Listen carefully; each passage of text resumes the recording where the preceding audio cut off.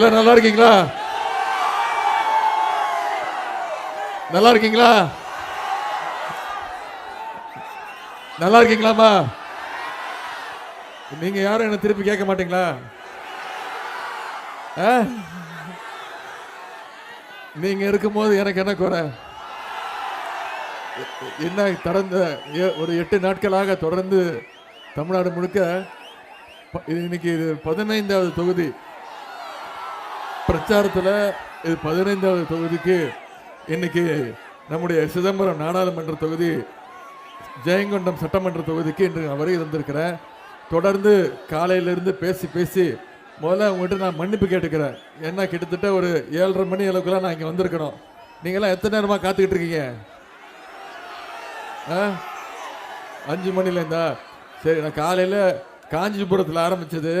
அதன் பிறகு நம்முடைய விடுதலை சிறுத்தைகள் கட்சியுடைய வேட்பாளர், வெற்றி வேட்பாளர் அண்ணன் ரவிக்குமார் அவர்களுக்காக பிரச்சாரத்தில் ஈடுபட்டு 3 இடங்களில் பேசிட்டு, அதன் பிறகு நம்முடைய விருத்தாச்சலம் தொகுதியில் நம்முடைய கூட்டணி கட்சி காங்கிரஸ் கட்சிக்காக பிரச்சாரத்தை செஞ்சுட்டு இங்கே வர்ற வழி முழுக்க என்னுடைய வாகனத்தை நிப்பாட்டி பொதுமக்களாக இருக்கட்டும், நம்முடைய கழகத்தினராக இருக்கட்டும், நம்முடைய கூட்டணி கட்சியினராக இருக்கட்டும், அனைவரும் வாகனத்தை நிப்பாட்டி வெற்றி, நீங்கள் தான் வெற்றி பெற போறீங்க, 40க்கு 40 திமுக கூட்டணி ஜெயிக்க போகிறது உறுதின்னு அவங்க வாழ்த்து அனுப்பிச்சிருக்கிறாங்க.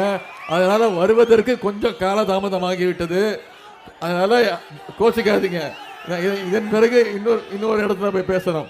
எனவே எனக்கு இவ்வளவு சிறப்பான, இவ்வளவு எழுச்சியான, நான் உண்மையாக சொல்கிறேன், உணர்வுபூர்வமாக சொல்கிறேன்.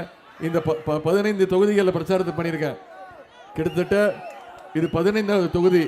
இது வரைக்கும் எந்த தொகுதியிலும் இப்படி ஒரு எழுச்சியை, இப்படி ஒரு வரவேற்பை, இப்படி ஒரு ஆரவாரத்தை இதுவரைக்கும் நான் இந்த 8 நாளில் நான் பார்த்ததே இல்லை.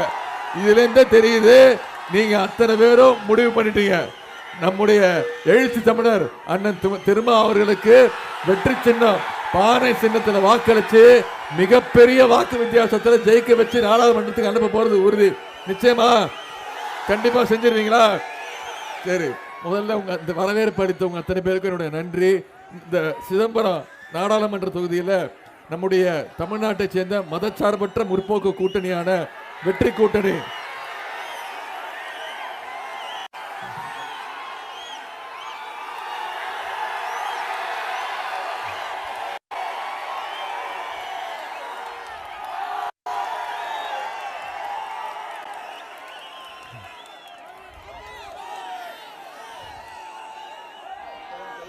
பெயிண்ட் அடிச்சிருக்காங்க. பரவாயில்ல. இன்னும் சொல்ல போனா வெற்றியோட வந்திருக்கேன், பாதி வெற்றியோட வந்திருக்கேன். சிதம்பரம் நாடாளுமன்ற தொகுதியில் நம்முடைய மதச்சார்பற்ற தமிழ்நாட்டில் மதச்சார்பற்ற முற்போக்கு கூட்டணி, இந்தியாவை பொறுத்த வரைக்கும் இந்தியா வெற்றி கூட்டணி சார்பாக நம்முடைய விடுதலை சிறுத்தைகள் கட்சியின் சார்பாக போட்டியிடுகின்ற எழுச்சி தமிழர் அண்ணன் நம்முடைய முத்தமிழ் கலைஞர்களுடைய அன்பு தம்பி, நம்முடைய கழக தலைவர், தமிழக முதல்வருடைய தளபதி, என்னுடைய அரசியல் வழிகாட்டி அண்ணன் திருமாவளவன் அவர்களுக்கு வெற்றி சின்னம் பானை சின்னத்தில் வாக்கு சேகரிக்கின்ற இந்த பிரச்சார கூட்டத்தை, இது பிரச்சார கூட்டம் மாதிரியா இருக்கு? இது ஏதோ வெற்றி விழா நிகழ்ச்சி மாதிரி இருக்கு. இது ஏதோ சிதம்பரத்தில் கூடுற மாநாடு மாதிரி இருக்கு, விடுதலை சிறுத்தைகள் மாநாடு மாதிரி இருக்கு. அண்ணன் வந்து நிறைய முறை கூப்பிட்டுருக்காரு, விடுதலை சிறுத்தைகள் மாநாட்டை கூப்பிட்டுருக்காரு. ஆனால் வர முடியாத சூழ்நிலை. ஆனால் பாருங்க, இன்னைக்கு சிதம்பரத்தில் அவருக்காக நான் பிரச்சாரம் பண்ண வந்திருக்கிறேன். அதுவே ஒரு மாநாடு போல நடந்துகிட்டு இருக்கு.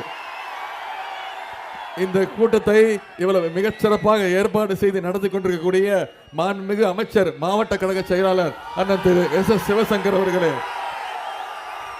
சட்டமன்ற உறுப்பினர் அண்ணன் திரு சிந்தனை செல்வன் அவர்களே, சட்டமன்ற உறுப்பினர் என்னுடைய ஆர்வ சகோதரர் திரு காசவுக்க கண்ணன் அவர்களே, அண்ணன் திரு கோ சின்னப்பா அவர்களே, சட்டத்திட்ட திருத்தக்குழு இணை செயலாளர் அண்ணன் திரு சுபாஷ் சந்திரசேகர் அவர்களே, கழக கொள்கை பரப்பு துணை செயலாளர் திரு பெருநர் கிள்ளி அவர்களே, வர்த்தகர் அணியினுடைய துணை செயலாளர் திரு பெரியசாமி அவர்களே, இளைஞரணி திமுக இளைஞரணி துணை செயலாளர்கள் சகோதரர் அப்துல் மாலிக் அவர்களே, சகோதரர் ஆனந்தகுமார் அவர்களே, மாவட்ட துணை செயலாளர்கள் திரு கணேசன் அவர்களே, லதா பாலு, சந்திரசேகர், பொருளாளர் ராஜேந்திரன், தலைமை செயற்குழு உறுப்பினர் திரு MP பாலசுப்ரமணியம் உள்ளிட்ட மாவட்ட கழக நிர்வாகிகளே, ஜெயங்கொண்டம் நகர செயலாளர் திரு விவேகோ கருணாநிதி அவர்களே, ஒன்றிய செயலாளர்கள் திரு தனசேகர், மணிமாறன், ரெங்கமுருகன், கலியபெருமாள், பேரூர் கழக செயலாளர் திரு கோபாலகிருஷ்ணன், அல்போன்ஸ் உள்ளிட்ட அனைத்து ஒன்றிய நகர பேரூர் கழக செயலாளர்களே, நிர்வாகிகளே, அனைத்து உள்ளாட்சி அமைப்புகளுடைய பிரதிநிதிகளே, என்னை வரவேற்ற தோமுசாவை சேர்ந்த என்னுடைய அருமை நிர்வாகிகளே, சகோதரர்களே, மாவட்ட இளைஞரணி அமைப்பாளர் சகோதரர் திரு தெய்வ இளையராஜா அவர்களே, மாவட்ட இளைஞரணி துணை அமைப்பாளர்கள் திரு வீரசிவா, திரு SR முருகேசன், திரு தமிழ்மாறன், வசந்த பகலவன், குணசீலன், தர்மராஜ் உள்ளிட்ட இளைஞரணி உள்ளிட்ட அனைத்து அணிகளுடைய நிர்வாகிகளே, நம்முடைய இந்தியா கூட்டணியில் அங்கம் வகிக்கக்கூடிய நம்முடைய தாய் கழகம் திராவிடர் கழகம், காங்கிரஸ் பேரியக்கம், மார்க்சிஸ்ட் கம்யூனிஸ்ட் கட்சி, இந்திய கம்யூனிஸ்ட் கட்சி, விடுதலை சிறுத்தைகள் கட்சி, மறுமலர்ச்சி திராவிட, இந்திய யூனியன் முஸ்லிம் லீக், மனிதநேய மக்கள் கட்சி, மக்கள் நீதி மையம், தமிழக வாழ்வுரிமை கட்சி உள்ளிட்ட அனைத்து தோழமை கட்சிகளை சேர்ந்த நிர்வாகிகளே, என் அருமை சகோதரிகளே, சகோதரர்களே, அதே போல கழகத்துடைய மூத்த முன்னோடிகளே, பெரியோர்களே, இங்கு வந்திருக்கக்கூடிய ஆயிரக்கணக்கில் வந்திருக்கக்கூடிய தாய்மார்களே, என்னுடைய அக்காக்களே, அம்மாக்களே, தங்கைகளே, பாட்டிகளே, உங்க அத்தனை பேருக்கும் என்னுடைய வணக்கம். அனைத்திற்கும் மேலாக முத்தமிழ் டாக்டர் கலைஞருடைய உயிரினும் மேலான அன்பு உடன்பிறப்புகளே, உங்க அத்தனை பேருக்கும் என்னுடைய நன்றியை நான் இந்த நேரத்தில் தெரிவித்துக்கிறேன். நம்முடைய ஜெயங்கொண்டம் சட்டமன்ற தொகுதியில நம்முடைய வேட்பாளர் அண்ணன் தொல் திருமாவளவன் அவர்கள் சென்ற நாடாளுமன்ற தேர்தலில் கிட்டத்தட்ட 5000 வாக்கு 4500 வாக்கு வித்தியாசத்தில் வெற்றி பெற்றார். சென்ற முறை அந்த புதுசா அப்பதான் பானை சின்னம் வந்தது. இப்ப பானை சின்னம் உலக புகழ் பெற்ற சின்னம் ஆயிடுச்சு. எங்க பார்த்தாலும் பானைதான். முதல்ல அண்ணன் திருமாவளவன் அவர்களுக்கும் அவருடைய விடுதலை சிறுத்தைகள் கட்சியினுடைய வழக்கறிஞர்கள் அணிக்கும் நான் முதல்ல என்னுடைய வாழ்த்துக்களை நான் தெரிவிச்சுக்கிறேன். இதுல இருந்து ஒன்றிய பாஜக அரசு எலெக்ஷன் தேர்தல் கமிஷனை கையில வச்சுக்கிட்டு அவங்க கூட கூட்டணி சேர்ந்தா அவங்க கேட்கிற சின்ன அள்ளி துள்ளி சின்ன துக்கடா கட்சிக்கெல்லாம் அவங்க கேட்கிற சின்னத்தை கொடுக்கறாங்க. ஆனா நம்முடைய விடுதலை சிறுத்தைகளுக்கு மிகப்பெரிய சட்ட போராட்டத்தை நடத்தி இன்னைக்கு வெற்றிகரமா இந்த பானை சின்னத்தை வாங்கியிருக்கோம்னா கண்டிப்பாக வெற்றி உறுதி, நிச்சயம் வெற்றி பெற போது உறுதி. ஆனா ஒன்னே ஒண்ணு கேட்கிறேன், சென்ற முறை குறைந்த வாக்கு வித்தியாசத்துல தான் அண்ணன் ஜெயிச்சாரு. ஆனா இந்த முறை எவ்வளவு, அதெல்லாம் பத்தாது. இந்த முறை எத்தனை வாக்கு வித்தியாசத்துல எழுச்சி தமிழர் அண்ணன் திருமா அவர்கள் ஜெயிக்க வைக்க போறீங்க? அதெல்லாம் பத்தாது. குறைந்தது 3 லட்சம் வாக்கு வித்தியாசத்துல நீங்க வெற்றி பெற்று அவரை நாடாளுமன்றத்துக்கு அனுப்பியே ஆகணும். இவ்வளவு எழுச்சியோட இருக்கீங்கல்ல, இந்த எழுச்சிய அடுத்த 19 நாள், இந்த மாசம் இன்னும் 2 நாள் இருக்கு. அடுத்த 19ஆம் தேதி தேர்தல், 17ஆம் தேதியோட தேர்தல் பிரச்சாரம் முடியுது. அடுத்த 18-19 நாள் இதே எழுச்சியோட இந்த பிரச்சாரத்தை நீங்க கொண்டு போய் சேர்த்தீங்கன்னா, மக்கள்கிட்ட கொண்டு போய் எல்லாருக்கும் தெரிஞ்சு போச்சு. இப்போ தமிழ்நாட்டு செய்தி மட்டும் இல்ல, இந்தியா செய்திகள்லயே இந்த பானை சின்னம் தான் ஓடிட்டு இருக்கு. அந்த அளவிற்கு ஒரு சட்ட போராட்டத்தை நடத்தி பெற்றிருக்கிறார். அதற்கு அவருக்கு முதல்ல என்னுடைய வாழ்த்துக்களை நான் தெரிவிச்சுக்கிறேன். இந்த நாள் நான் என்னுடைய வாழ்க்கையில 2018 இருந்து பல தேர்தல்களில் பிரச்சாரத்தில் ஈடுபட்டிருக்கேன். பல தலைவர்களுக்கு, கழகத்துடைய திமுகவுடைய தலைவர்களுக்கு பிரச்சாரம் பண்ணியிருக்கிறேன். நம்முடைய கூட்டணி கட்சி தலைவர்களுக்கெல்லாம் பிரச்சாரம் பண்ணியிருக்கிறேன். ஆனா இன்னைக்கு இந்த நாள் என்னுடைய வாழ்க்கையில மறக்க முடியாத ஒரு பொன்னாள். ஏன்னா என்னுடைய அண்ணன் சமூக நீதி போராளி, நம்முடைய கலைஞருடைய அன்பு தம்பி, சமூக நீதி போராளி அண்ணன் திருமா அவர்களுக்கு முதலான பிரச்சாரத்துக்கு வந்திருக்கேன்னா இந்த நாளை என்னுடைய வாழ்க்கையிலே மறக்க முடியாத நாளா நான் கருதுகிறேன். அதை நீங்க உறுதி செய்யணும். குறைந்தது 3 லட்சம் வாக்குகள். அண்ணனை எதிர்த்து யார் போட்டி போட்டாலும் சரி, எந்த கொம்பனா இருந்தாலும் சரி, டெபாசிட் இழக்கிற அளவுக்கு நீங்க உங்களுடைய தேர்தல் பணியை அமைத்துக் கொள்ள வேண்டும். அதே போல 2021 சட்டமன்ற தேர்தலில் நான் பிரச்சாரத்துக்கு வந்திருந்தேன். என்னுடைய அருமை தம்பி சகோதரர் காசோக்க கண்ணன் அவர்களுக்கு பிரச்சாரத்தை மேற்கொண்டேன். அப்பொழுது இந்த ஜெயங்கொண்ட தொகுதியில் அவரை கிட்டத்தட்ட 5500 வாக்குகள் வித்தியாசத்தில் மிகப்பெரிய வெற்றியை தேடி தந்தீங்க. அந்த வெற்றிக்கும் நீங்க தான் காரணம். அதற்கும் இந்த நேரத்தில் என்னுடைய நன்றியை நான் தெரிவித்துக் கொள்கின்றேன். இந்த நேரத்தில் சிதம்பரம் நாடாளுமன்ற தொகுதி, ஜெயங்கொண்டம் சட்டமன்ற தொகுதியில் இந்த 3 வருஷத்துல நம்முடைய சட்டமன்ற உறுப்பினர், நாடாளுமன்ற உறுப்பினர் சேர்ந்து செஞ்ச சில பணிகளை மட்டும் உங்களுக்கு நான் ஞாபகப்படுத்த விரும்புகின்றேன். அதாவது நிலக்கரி திட்டத்திற்கு எடுக்கப்பட்ட 8734 ஏக்கர் நிலங்கள் திரும்ப ஒப்படைக்கப்பட்டுள்ளது. ஜெயங்கொண்டம் அரசு மருத்துவமனையை மாவட்ட தலைமை மருத்துவமனையாக தரம் உயர்த்தும் வகையில் ரூபாய் 40 கோடி மதிப்பீட்டில் கூடுதல் கட்டிடம் கட்ட நிதி ஒதுக்கீடு செய்யப்பட்டுள்ளது. ஜெயங்கொண்டம் அரசு கலை மற்றும் அறிவியல் கல்லூரிக்கு இடம் ஒதுக்கப்பட்டு ரூபாய் 16 கோடியே 40 லட்சம் ரூபாய் நிதி ஒதுக்கீடு செய்யப்பட்டுள்ளது. ராஜேந்திரப்பட்டினம் முதல் ஜெயங்கொண்டம் வரை 4 வழிச்சாலை அமைக்க 185 கோடி ரூபாய் நிதி ஒதுக்கீடு செய்யப்பட்டுள்ளது. கலைஞர் நகர்ப்புற மேம்பாட்டு திட்டத்தின் கீழே 10 ஏரிகளை மேம்படுத்த ரூபாய் 9 கோடியே 60 லட்சம் நிதி வழங்கப்பட்டுள்ளது. ரூபாய் 2 கோடியே 25 லட்சம் ரூபாய் மதிப்பீட்டில் கூடுதல் பேருந்து நிலையம், இன்னொரு பஸ் ஸ்டாண்ட் வரப்போகுது ஜெயங்கொண்டத்திற்கு. இதெல்லாம் இந்த 3 வருஷத்துல நம்முடைய சட்டமன்ற உறுப்பினரும் நாடாளுமன்ற உறுப்பினரும் சேர்ந்து இந்த பகுதிக்கு செஞ்சிருக்கக்கூடிய சின்ன சின்ன பணிகள். அதுல சில எடுத்துக்காட்டுகளை மட்டும் தான் நான் சொல்லியிருக்கிறேன். இப்போ அடுத்து சட்டமன்ற தொகுதிக்கான ஜெயங்கொண்டம் தொகுதிக்கான முத்தமிழர் கலைஞர் அவர்கள் ஒவ்வொரு தேர்தலின் பொழுதும் தேர்தல் அறிக்கையை வெளியிடுவார். அறிக்கையை வெளியிட்டு என்ன தெரியுமா சொல்லுவாரு?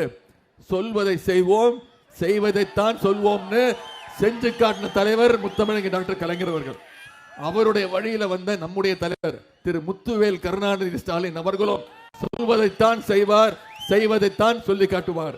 அப்படி சில வாக்குறுதிகளை மட்டும் இங்க உங்களுக்கு நான் நினைவுபடுத்த விரும்புகின்றேன். ஜெயங்கொண்டத்தில் தொழில் வளத்தை பெருக்க சிப்காட் தொழிற்சாலை வருகின்ற ஆண்டில் அமைக்கப்படும். தாப்பழூரில் அரசு தொழிற்பயிற்சி நிலையம் விரைவில் தொடங்கப்படும்.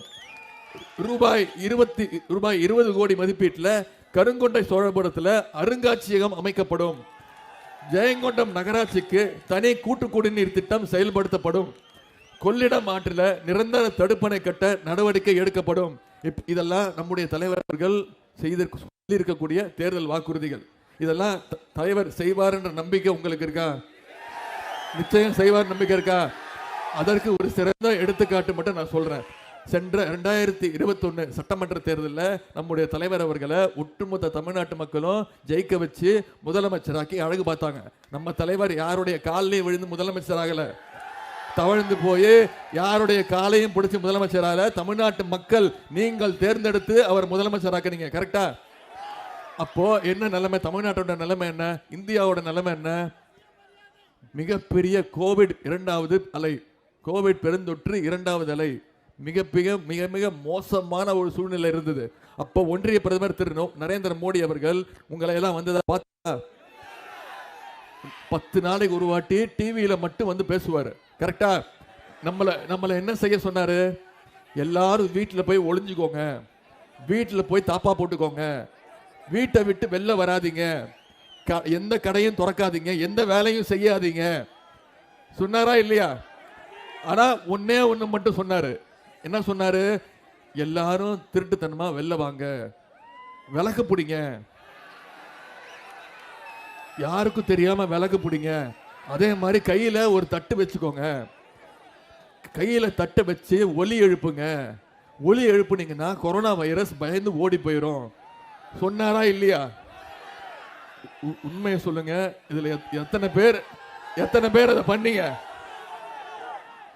எத்தனை பேர் பண்ணீங்க? தாய்மார்கள் சொல்லுங்க, எத்தனை பேர் பண்ணீங்க? சும்மா சொல்லுங்க, பயத்திலேயாவது பண்ணிருப்பீங்க. கரெக்டா? அந்த அம்மா ஒத்துக்கிட்டாங்க.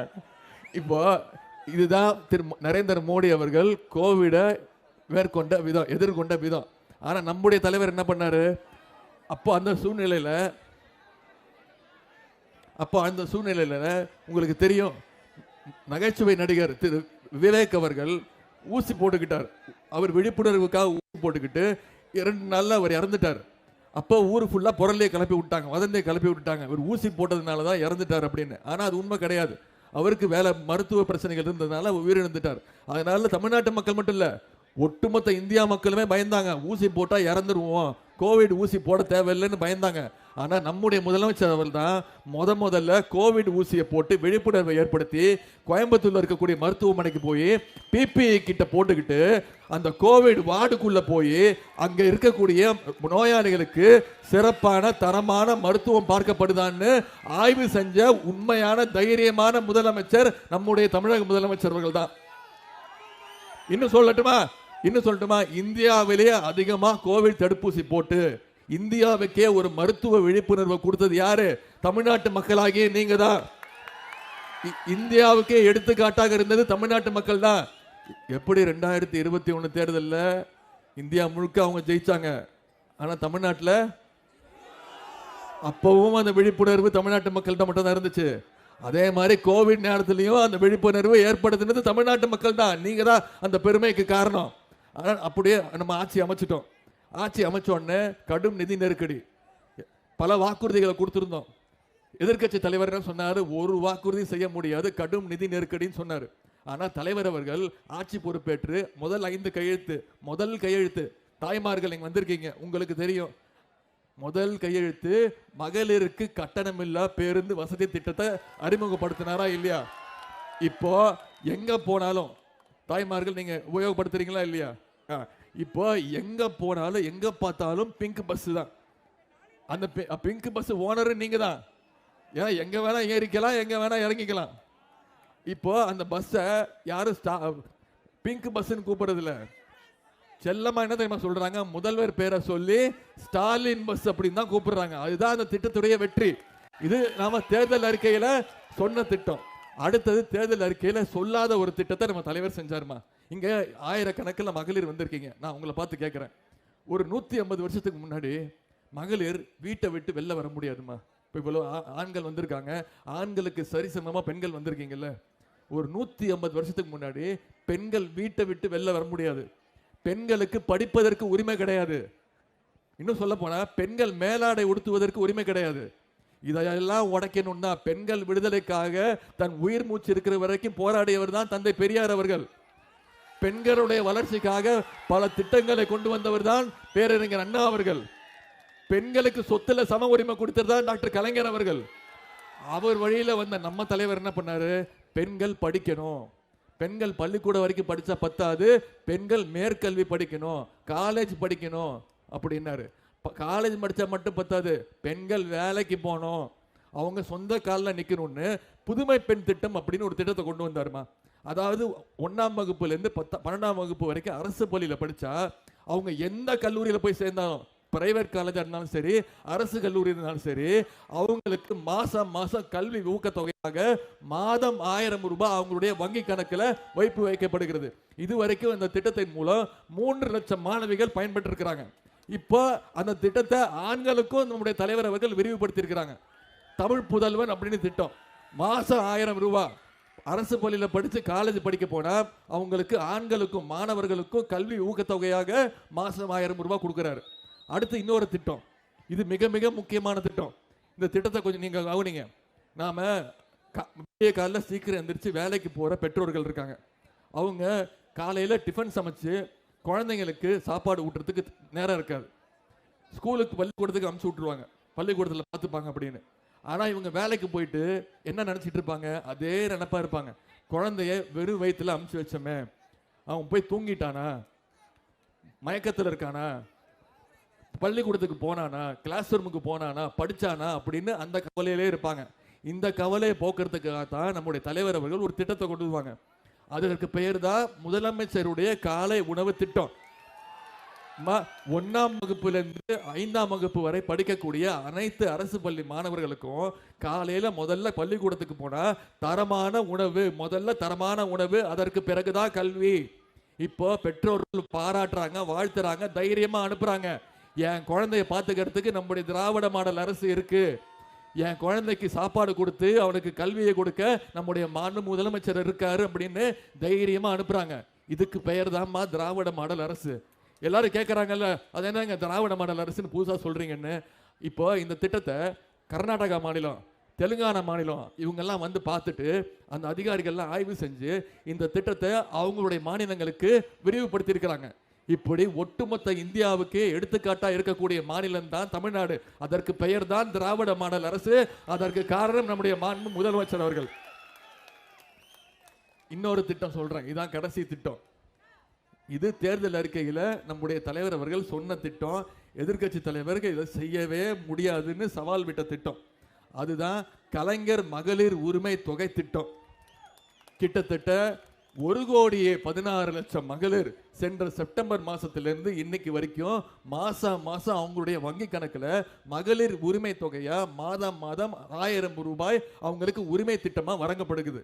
இப்போ இங்க இத்தனை மகளிர் வந்திருக்கீங்க, எத்தனை மகளிருக்கு அந்த திட்டத்தில் பயன்படுறீங்கன்னு கை தூக்குங்க.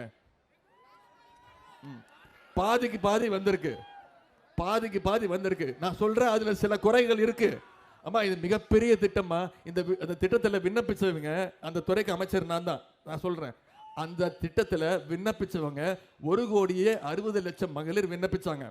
அதுல வெரிஃபிகேஷன் சரிபார்ப்பு செஞ்சு இப்போ வரைக்கும் 1,16,00,000 மகளிருக்கு கொடுத்துக்கிட்டு இருக்கோம். கண்டிப்பா சில குறைகள் இருக்கு. உங்களுக்கு நீங்க சொல்லுவீங்க, உங்க மைண்ட் வாய்ஸ் எனக்கு கேக்குது. என்ன சொல்றீங்க? எனக்கு வந்துருச்சு, பக்கத்து வீட்டு பொண்ணுக்கு வரல, எதிர் வீட்டு பொண்ணுக்கு வந்துருச்சு, எனக்கு வரல. கரெக்டா? நான் சொல்றேன், இப்போ தேர்தல் நேரம் இது முடிஞ்சு இன்னும் ஒரு 4-5 மாதங்கள்ல அது சரி செய்யப்பட்டு வெரிஃபிகேஷன் செய்யப்பட்டு அந்த தகுதி வாய்ந்த 1,60,00,000 மகளிருக்கும் கண்டிப்பாக கலைஞர் மகளிர் உரிமை தொகை திட்டம் மாதம் 1000 ரூபாய் நிச்சயமாக வழங்கப்படும். இந்த நம்பிக்கை இருக்கா? அதே மாதிரி தேர்தல் அறிக்கை, இந்தியாவுடைய கூட்டணி தேர்தல் அறிக்கையில தலைவர் சொல்லியிருக்கிறார். என்னன்னா, தாய்மார்கள் நான் கேட்கிறேன், 2014ஆம் ஆண்டு கேஸ் சிலிண்டர் விலை எவ்வளவுமா? 2014ஆம் ஆண்டு 450 ரூபாய். சரியா? இப்ப கேஸ் சிலிண்டர் விலை எவ்வளவு? 1200. இப்போ தேர்தல் வந்தோடனே திரு நரேந்திர மோடி அவர்கள் உங்களை ஏமாத்த பார்க்கிறாரு. மகளிர் என்னன்னா, மகளிர் பரிசா உங்களுக்கு பரிசு தொகை கொடுக்கிறாராம். அதாவது ஏத்துனது 800 ரூபா, இப்போ உங்களுக்கு பரிசு தொகை 100 ரூபா. மறந்துடாதீங்க, மீண்டும் அவர் ஆட்சிக்கு வந்தார்னா, வர்றதுக்கு வாய்ப்பு இல்லை, வந்தார்னா மீண்டும் 500 ரூபா ஏத்திடுவாரு. ஆனா நம்முடைய தலைவர் அவர்கள் தேர்தல் அறிக்கையில தெளிவா சொல்லியிருக்கார், இந்தியா கூட்டணி ஆட்சிக்கு வந்ததுன்னா நிச்சயமாக ஒரு கேஸ் சிலிண்டர் விலை 500 ரூபாய்க்கு நான் கொடுப்பேன் அப்படின்னு தலைவர் வாக்குறுதி கொடுத்திருக்கிறார். கொடுப்பாரா மாட்டாரா? அதே மாதிரி பெட்ரோல் விலை, 1 லிட்டர் பெட்ரோல் 75 ரூபாய்க்கு கொடுப்பேன்னு தலைவர் வாக்குறுதி கொடுத்திருக்கிறார். அதே மாதிரி டீசல் 1 லிட்டர் டீசல் 65 ரூபாய்க்கு கொடுப்பேன்னு வாக்குறுதி கொடுத்திருக்கிறார்.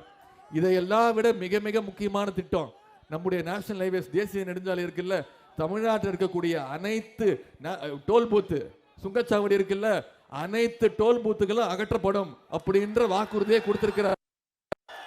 இதெல்லாம் நம்முடைய தலைவர் செய்வாரா மாட்டாரான்னு உங்களுக்கு நம்பிக்கை இருக்கா இல்லையா? செய்வார். நான் இந்த நேரத்தில் ஒரு பக்கம் நம்முடைய சாதனைகளை சொல்றேன், தேர்தல் வாக்குறுதிகளை சொல்லியிருக்கேன், என்னென்ன திட்டங்கள் செஞ்சிருக்கோன்னு சொல்றேன். 10 வருஷம் ஒரு மனுஷன் இந்தியாவை ஆண்டிருக்காரு.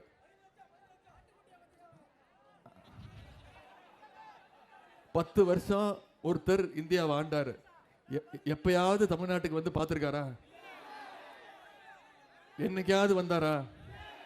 இப்ப 10 நாளா வந்து சுத்திட்டு இருக்காரு. ஏன்? தேர்தல் பயம்.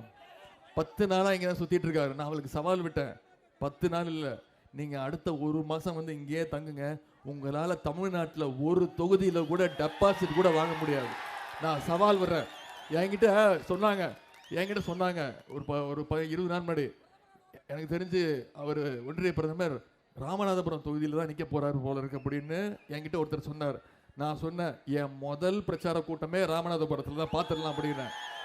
கடைசியில் அவர் இங்கே போட்டி போடலை, பயந்துட்டு ஓடி போயிட்டாரு.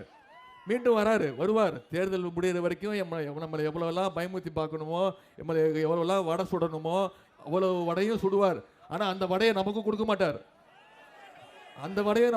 மாட்டார்.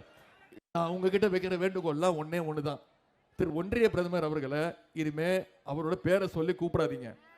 அவருக்கு நாம ஒரு செல்ல பேர் வச்சிருக்கோம். சரியா?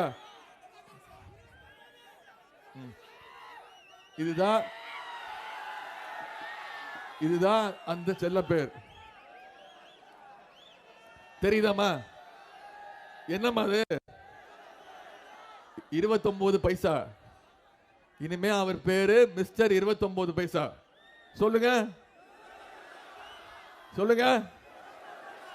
அதுக்கு ஏன்னு நான் ஒரு காரணம் சொல்றேன். இனிமே திரு ஒன்றிய பிரதமரோட பேரு மிஸ்டர் 29 பைசா. அதுக்கு ஏன் நான் காரணம் சொல்றேன். நாம தமிழ்நாட்டில இருந்து ஒவ்வொருத்தரும் ஜிஎஸ்டி வரி கட்டுறோம். 1 ரூபா கட்டுறோம், பல ரூபாய் கட்டுறோம். நம்ம 1 ரூபா கட்டினா நமக்கு திருப்பி அவர் எவ்வளவு தெரியுமா தராரு? வெறும் 29 பைசா. மற்ற மாநிலங்களுக்கெல்லாம் அள்ளி அள்ளி கொடுக்கிறாரு. ஆனா தமிழ்நாட்டுக்கு மட்டும் கிள்ளி கூட கொடுக்க மாட்டேங்கிறாரு.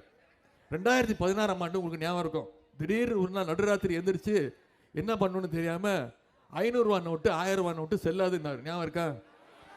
ஆயிரக்கணக்கான பேர், லட்சக்கணக்கான பேர் ஏடிஎம் வாசல்ல நின்று உயிரிழந்தாங்க. கருப்பு பணத்தை ஒழிக்க போறேன்னாரு. புதிய இந்தியா பிறக்க போகுதுன்னாரு. யாராவது பாத்தீங்களா?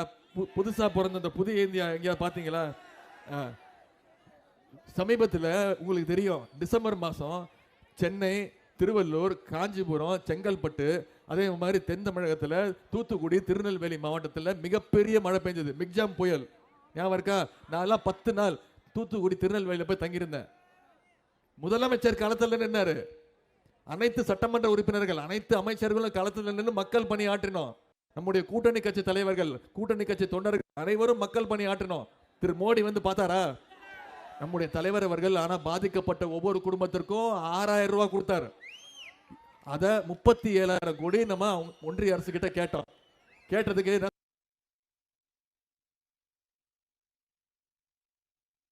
ஒவ்வொரு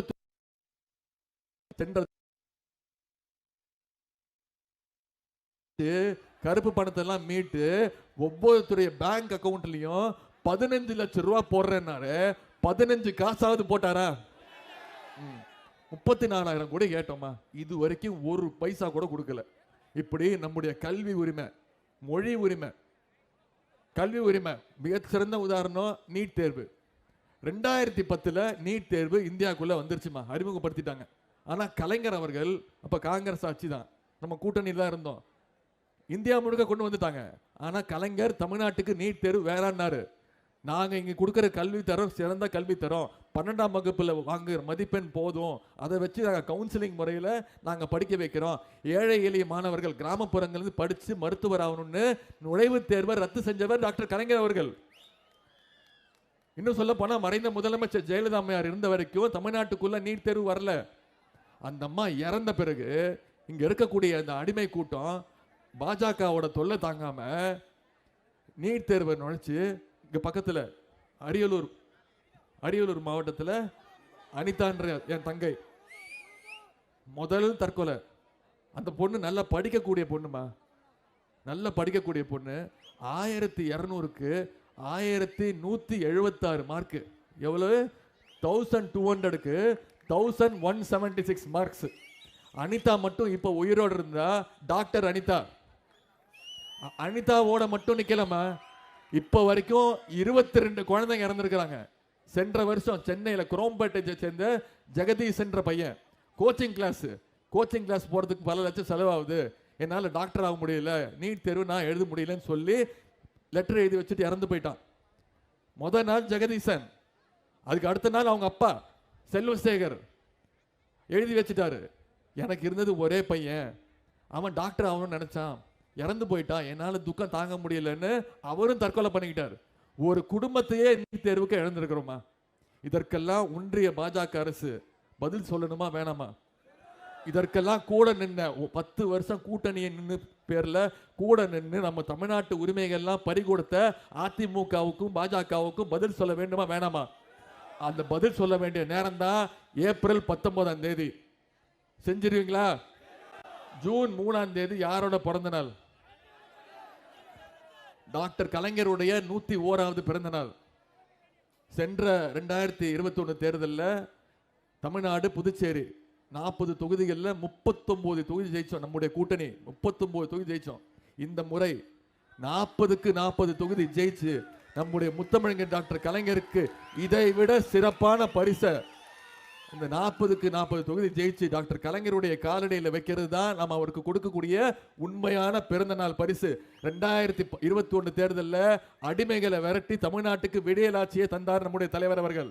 இப்போ 2024 தேர்தலில் அடிமைகளுடைய ஓனர்ஸ், அடிமைகளுடைய எஜமானர்களையும் துரத்தி அடிச்சு ஒட்டுமொத்த இந்தியாவுக்குமே விடியலாட்சியை தரப்போறது நம்முடைய தமிழ்நாட்டு மக்கள் தான். நீங்க யாரை முடிவு பண்றீங்களோ, நம்முடைய தலைவர் யாரை முடிவு செய்யறாரோ அவர் தான் அடுத்த ஒன்றிய பிரதமர் அப்படின்னு இந்த நிலைமையை உருவாக்கணும்னா நீங்க அத்தனை பேரும் அடுத்த 19 நாள் தேர்தல் பிரச்சாரத்தில் ஈடுபட்டு நீங்க பொறுப்பெடுத்துக்கிட்டு இந்த ஒரு வாக்குக்கு நான் பொறுப்பு, இந்த வீட்டுக்கு நான் பொறுப்பு, நான் என்னோட பொறுப்பு, நான் இவரை வாக்குச்சாவடிக்கு கொண்டு வந்து பானை சின்னத்துல அண்ணன் திருமாவர்களுக்கு வாக்களிக்க வைக்க போறேன்ற அந்த பொறுப்பை நீங்க எடுத்துக்கணும். செய்வீங்களா? நிச்சயம் பண்ணுவீங்களா? தலைவர் என்னைக்கு வராரு? தலைவர் என்னைக்கு வராரு? எப்பவுமே ஒரு பெரிய படம் ரிலீஸ் ஆகுதுன்னா ட்ரெய்லர் ரிலீஸ் ஆகும். சரியா? நான் வெறும் ட்ரெய்லர் தான். படன்னு பேசிட்டு போயிடுவேன். ஆனா நான் பேசுனதெல்லாம் உங்களுக்கு புரிஞ்சது இல்ல, உள்வாங்கிக்கிட்டீங்கல்ல. அடுத்து 6ஆம் தேதி மெயின் பிக்சர் கழக தலைவர் வராரு, உங்களை எல்லாம் சந்திப்பார், சிதம்பரத்தில் சந்திப்பார், அவருடைய கருத்துக்களை எல்லாம் சொல்லுவார். நீங்க அவரும் அடுத்த தொகுதிக்கு போயிடுவார். ஆனா அடுத்த 19 நாள் நீங்க இங்க இருந்து ஒவ்வொரு வாக்காளராக சந்திச்சு நம்முடைய பிரச்சாரத்தை மக்கள்கிட்ட கொண்டு போய் சேர்த்து எழுச்சி தமிழரான திருமாவளவர்களை 3 லட்சம் பல லட்சம் வாக்கு வித்தியாசத்தில் நீங்க ஜெயிக்க வைக்க வேண்டும் கேட்டுக்கொண்டு உங்களை எல்லாம் அன்போடு கேட்கிறேன், பண்போடு கேட்கிறேன், பாசத்தோடு கேட்கிறேன், உரிமையோடு கேட்கிறேன், உங்கள் வீட்டு பிள்ளையாக இருந்து கேட்கிறேன். இன்னும் பெருமையா சொல்லணும்னா தலைவருடைய மகனாக இருந்து கேட்கிறேன். இன்னும் பெருமையா பூரிப்பா சொல்லணும்னா முத்தமிழர் டாக்டர் கலைஞருடைய பேரனாக இருந்து கேட்கிறேன். அண்ணன் எழுச்சி தமிழர் திருமா அவர்களுக்கு பானை சின்னத்தில் வாக்களித்து மிகப்பெரிய வெற்றியை தேடித்தாருங்கள். உங்களுடைய அன்புக்கும் வரவேற்புக்கும் நன்றி நன்றி நன்றி.